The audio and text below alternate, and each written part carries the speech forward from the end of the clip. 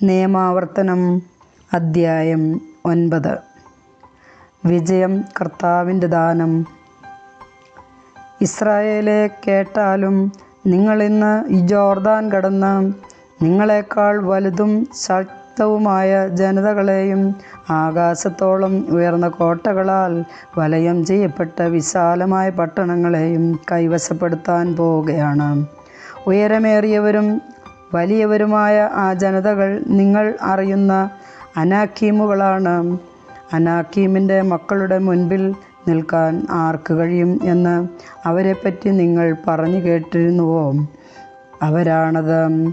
നിങ്ങളുടെ ദൈവമായ കർത്താവാണ് ദഹിപ്പിക്കുന്ന അഗ്നിയായി നിങ്ങളുടെ മുൻപിൽ പോകുന്നതെന്ന് ഇന്ന് നിങ്ങൾ മനസ്സിലാക്കണം. അവരെ പുറത്താക്കുകയും നശിപ്പിക്കുകയും ചെയ്യാൻ നിങ്ങൾ മുന്നേറുമ്പോൾ കർത്താവ് വാഗ്ദാനം ചെയ്തിട്ടുള്ളതുപോലെ നിങ്ങൾ അവരെ തോൽപ്പിക്കുകയും നിശേഷം നശിപ്പിക്കുകയും ചെയ്യും. നിങ്ങളുടെ ദൈവമായ കർത്താവ് അവരെ നിങ്ങളുടെ മുൻപിൽ നിന്ന് നീക്കം ചെയ്തു കഴിയുമ്പോൾ, എൻ്റെ നീതി നിമിത്തമാണ് കർത്താവ് ഈ സ്ഥലം അവകാശമാക്കാൻ എന്നെ കൊണ്ടുവന്നതെന്ന് നിങ്ങൾ ഹൃദയത്തിൽ പറയരുത്. ഈ ജനതകളുടെ ദുഷ്ടത നിമിത്തമാണ് അവിടുന്ന് അവരെ നിങ്ങളുടെ മുൻപിൽ നിന്ന് നീക്കിക്കളയുന്നത്. നിങ്ങളുടെ നീതിയോ ഹൃദയപരമാർത്ഥതയോ നിമിത്തമല്ല നിങ്ങൾ അവരുടെ രാജ്യം കൈവശമാക്കാൻ പോകുന്നത്. ആ ജനതകളുടെ ദുഷ്ടത നിമിത്തവും നിങ്ങളുടെ പിതാക്കന്മാരായ അബ്രാഹാം, ഇസഹാക്ക്, യാക്കോബ് എന്നിവരോട് കർത്താവ് ചെയ്ത വാഗ്ദാനം നിറവേറ്റുന്നതിനു വേണ്ടിയും ആണ് അവരെ അവിടുന്ന് നിങ്ങളുടെ മുൻപിൽ നിന്ന് നീക്കിക്കളയുന്നത്. നിങ്ങളുടെ ദൈവമായ കർത്താവ് നിങ്ങളുടെ നീതി നിമിത്തമല്ല ഈ നല്ല ദേശം നിങ്ങൾക്ക് അവകാശമായി തരുന്നതെന്ന് മനസ്സിലാക്കിക്കൊള്ളുവിൻ. എന്തെന്നാൽ നിങ്ങൾ ദുശാഠ്യക്കാരായ ജനമാണ്. ഹോറേബിലെ വിശ്വാസത്യാഗം. നിങ്ങളുടെ ദൈവമായ കർത്താവിനെ മരുഭൂമിയിൽ വെച്ച് നിങ്ങൾ കോപിപ്പിച്ചതെങ്ങനെയെന്ന് ഓർമ്മിക്കുവിൻ. അത് മറക്കരുത്. ഈജിപ്ത് ദേശത്ത് നിന്ന് പുറത്തു വന്ന ദിവസം മുതൽ ഇവിടെ എത്തുന്നതുവരെ നിങ്ങൾ കർത്താവിനെതിരായി മത്സരിക്കുകയായിരുന്നു. ഹോറേബിൽ വെച്ച് പോലും നിങ്ങൾ കർത്താവിനെ പ്രകോപിപ്പിച്ചു. നിങ്ങളെ നശിപ്പിക്കാൻ തക്കവണ്ണം അവിടുന്ന് കോപാകുലനായിരുന്നു. കർത്താവ് നിങ്ങളുമായി നടത്തിയ ഉടമ്പടിയുടെ കൽപ്പലകൾ വാങ്ങാനായി മലമുകളിൽ കയറിയും തിന്നുകയോ കുടിക്കുകയോ ചെയ്യാതെ ഞാൻ 40 പകലും 40 രാവും അവിടെ ചെലവഴിച്ചു. കർത്താവ് തൻ്റെ കൈവിരൽ കൊണ്ട് എഴുതിയ 2 കൽപ്പലകൾ എനിക്ക് തന്നു. ജനത്തെയെല്ലാം ഒരുമിച്ച് കൂട്ടിയ ദിവസം മലയിൽ വെച്ച് അഗ്നിയുടെ മധ്യേ നിന്ന് അവിടുന്ന് നിങ്ങളോട് അരുളി ചെയ്ത സകല വാക്കുകളും അതിൽ എഴുതപ്പെട്ടിരുന്നു. 40 പകലും 40 രാവും കഴിഞ്ഞപ്പോൾ ഉടമ്പടിയുടെ ആ 2 കൽപ്പലകൾ കർത്താവ് എനിക്ക് തന്നു. അവിടുന്ന് എന്നോട് പറഞ്ഞു, എഴുന്നേറ്റ് അതിവേഗം താഴേക്ക് പോവുക. എന്തെന്നാൽ നീ ഈജിപ്തിൽ നിന്ന് കൊണ്ടുവന്ന നിന്റെ ജനം തങ്ങളെ തന്നെ ദുഷിച്ചിരിക്കുന്നു. ഞാൻ കൽപ്പിച്ച വഴിയിൽ നിന്ന് അവർ പെട്ടെന്ന് വ്യതിചലിച്ചു. അവർ തങ്ങൾക്ക് വേണ്ടി ഒരു വിഗ്രഹം വാർത്തിരിക്കുന്നു.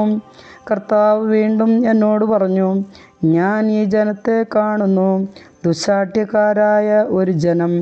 അവരെ നശിപ്പിച്ച് ആകാശത്തിൻ കീഴിൽ നിന്ന് അവരുടെ വേര് പോലും ഞാൻ നിർമ്മാർജ്ജനം ചെയ്യാൻ പോകുന്നു. എന്നെ തടയരുത്. അവരെക്കാൾ ശക്തവും വലുതുമായ ഒരു ജനത്തെ നിന്നിൽ നിന്ന് ഞാൻ പുറപ്പെടുവിക്കും. ഞാൻ മലമുകളിൽ നിന്ന് ഇറങ്ങിപ്പോകുന്നു. അപ്പോഴും മല കത്തി എരിയുകയായിരുന്നു. ഉടമ്പടിയുടെ 2 പലകകൾ എൻ്റെ കൈകളിലുണ്ടായിരുന്നു. കാളക്കുട്ടിയുടെ വിഗ്രഹം വാർത്ത് നിങ്ങളുടെ ദൈവമായ കർത്താവിനെതിരായി നിങ്ങൾ പാപം ചെയ്തിരിക്കുന്നുവെന്ന് ഞാൻ കണ്ടു.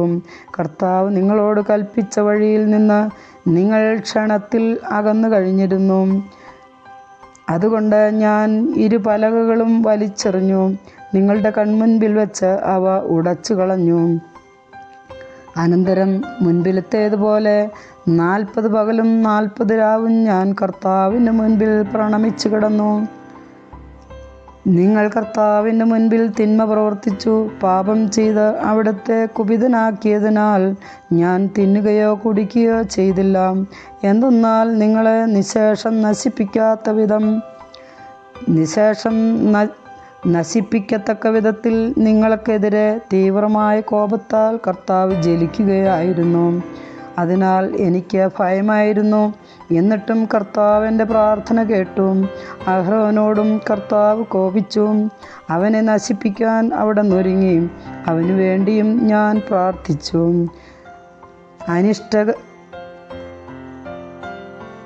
ആ നികൃഷ്ട വസ്തുവിനെ, നിങ്ങൾ നിർമ്മിച്ച കാളക്കുട്ടിയെ ഞാൻ അഗ്നിയിൽ ദഹിപ്പിച്ചു. ഞാനത് തച്ചുടച്ചു ചെറിയ കഷ്ണങ്ങളാക്കി വീണ്ടും പൊടിച്ച് ധൂളിയിലാക്കി മലയിൽ നിന്ന് ഒഴുകി വരുന്ന അരുവിയിൽ ഒഴുക്കിക്കളഞ്ഞു.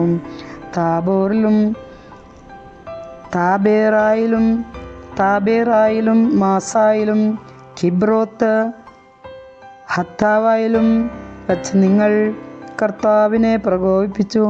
ഞാൻ നിങ്ങൾക്ക് തന്നിരിക്കുന്ന ദേശം പോയി കൈവശമാക്കിക്കൊള്ളുവിൻ എന്ന് പറഞ്ഞ് കർത്താവ് നിങ്ങളെ കാദേശ് ബർണേയയിൽ നിന്ന് അയച്ചപ്പോൾ നിങ്ങളുടെ ദൈവമായ കർത്താവിൻ്റെ കൽപ്പന നിങ്ങൾ ധിക്കരിച്ചു.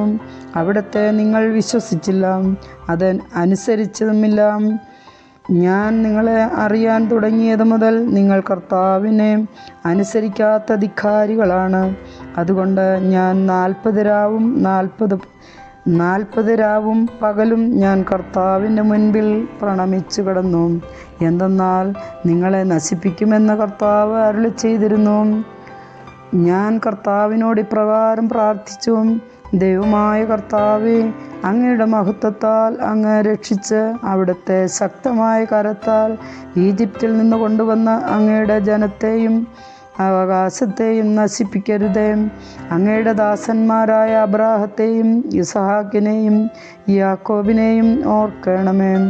നീ ജനത്തിൻ്റെ ദുശാഠ്യവും തിന്മയും പാപവും കണക്കിലെടുക്കരുതേ. അല്ലാത്തപക്ഷം ഞങ്ങളെ എവിടെ നിന്ന് കൊണ്ടുപോകുന്നുവോ ആ ദേശത്തുള്ളവർ പറയും, കർത്താവ് വാഗ്ദാനം ചെയ്ത ദേശത്ത് അവരെ എത്തിക്കാൻ അവന് കഴിവില്ലാത്തതുകൊണ്ടും അവരെ വെറുത്തതുകൊണ്ടും മരുഭൂമിയിൽ വെച്ച് കൊല്ലാൻ വേണ്ടിയാണ് അവരെ ഇവിടെ നിന്ന് വിളിച്ചു കൊണ്ടുപോയതെന്ന്. എന്നാലും അങ്ങ് കരം നീട്ടി ശക്തി പ്രകടിപ്പിച്ചു കൊണ്ടുവന്ന അങ്ങയുടെ ജനവും അവകാശവുമാണല്ലോ അവർ. കർത്താവിൻ്റെ വചനം.